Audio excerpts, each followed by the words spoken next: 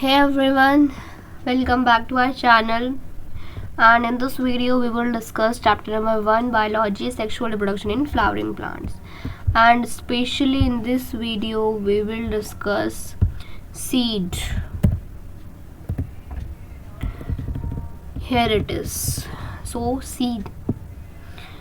In an angiosperm, the seed is the final product of sexual reproduction. It is often described as a fertilized ovule. अब जो seed हो जाता है वो final product होता है sexual reproduction का, और described as fertilized ovule. Seeds are formed inside fruits. अब fruit के अंदर seed होता है, या you all know this thing. A seed typically consists of seed coat. अब seed consists of seed coat, cotyledons and embryo axis.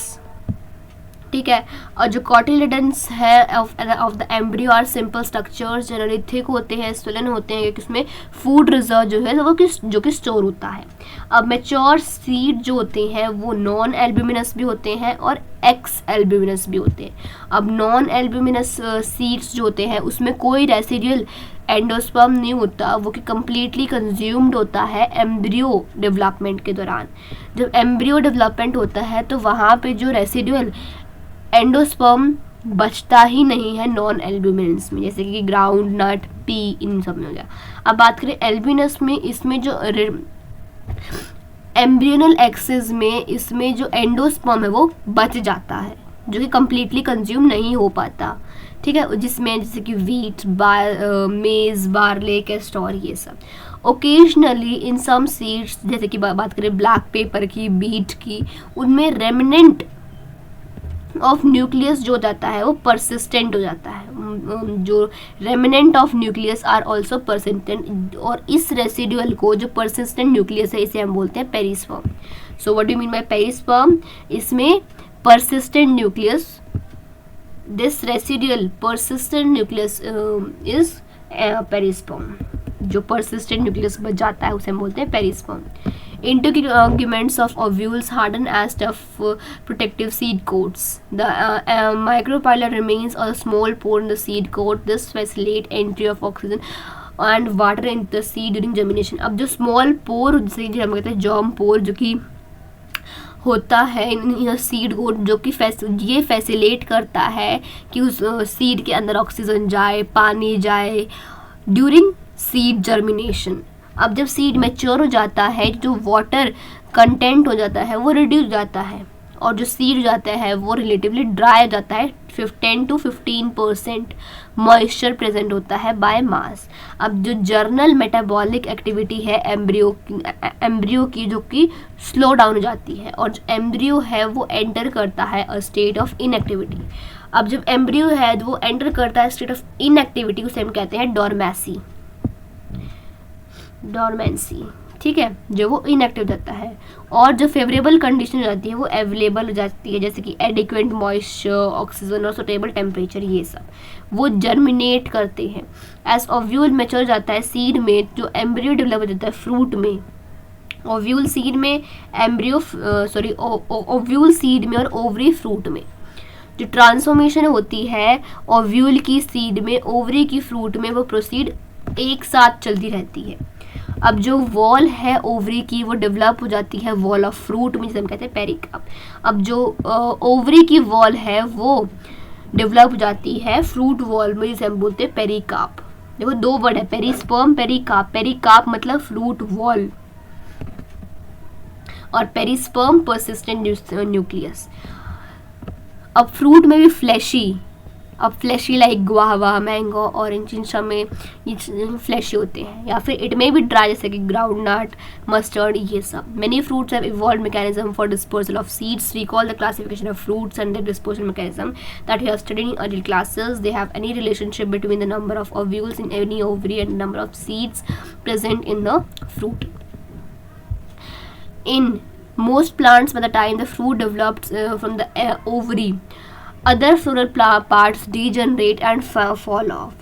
However, a few species such as apple, strawberry, cashew, इनमें क्या हो जाता है, जो थैलेमस हो जाता है वो कंट्रीब्यूट करता है फ्रूट फॉर्मेशन में.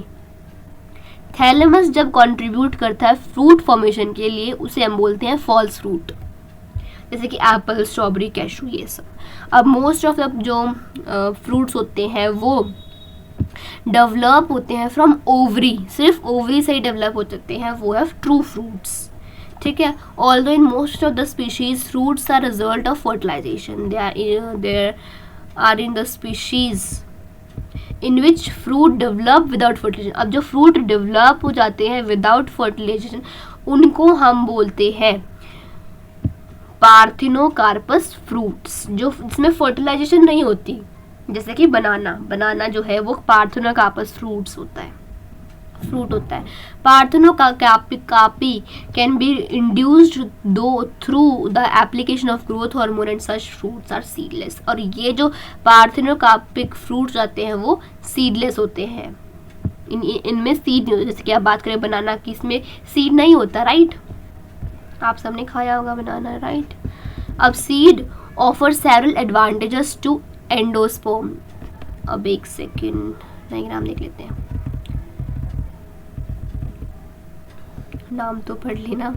अब स्ट्रक्चर है कुछ सीड के और उसके बाद बी पार्ट जो कि फॉल्स लूप। ये सीड के कुछ स्ट्रक्चर्स हैं, एक ये कॉटिलिडन्स, दो आगे माइक्रोवाइल एंड दिस। ठीक है, अब ये जो है ये फॉल्स फ्रूट है, जैसे कि एप्पल की बात करें, ये थैलेमस है इसका, ये पार्ट जो फ्लैशी पार्ट है जो ये है thalamus.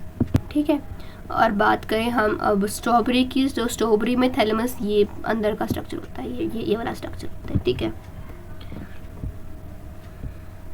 seed offers several advantages and angiosperms. Firstly, since reproduction processes such as pollination and fertilization all are independent of water and seed formation is more dependable. अब क्या होता है जब रिप्रोडक्शन प्रोसेसेस स्टार्ट हो जाते हैं, जैसे कि पॉलिनेशन, फर्टिलाइजेशन, ये इंडिपेंडेंट ऑफ वाटर है, इसमें पानी की ज़रूरत ही नहीं होती। अब जो सीड फॉर्मेशन है वो डिपेंडेंट है, क्योंकि उसमें पानी की ज़रूरत होती है, लाइक पानी की, ऑक्सीजन की, इन सब की ज़रूरत होती है सीड फॉर्मेशन में। Also seed have better adaptive strategies for dispersal to new habits and help the species to colonize in other areas as they have sufficient food reserves. Young seedlings are nourished until they are capable of photosynthesis on their own. Young जो seedlings होते हैं वो nourished होते हैं, जब तक वो photosynthesis अपने आप से नहीं करने लगते तब तक वो फुल उनका पेट भरा होता है। The hard seed coat provide protection to young embryo, जो सीड कोट हो जाता है वो प्रोटेक्शन करता है यंग एम्ब्रियो को। Being products of sexual reproduction, वो जनरेट करते हैं न्यू जेनेटिक कॉम्बिनेशंस को, और जिससे लीड होती है वेरिएशंस की।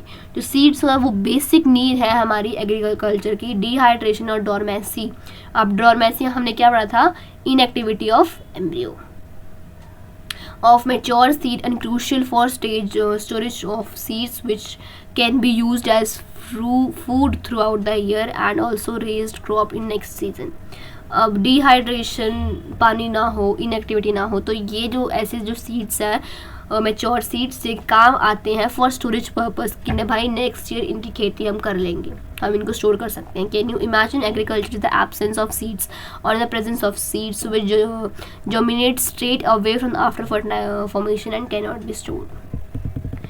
How long do the seeds remain alive after they dispose? अब कितने समय तक वो रहता है जिंदा एक सीड डिस्पोज होने के बाद?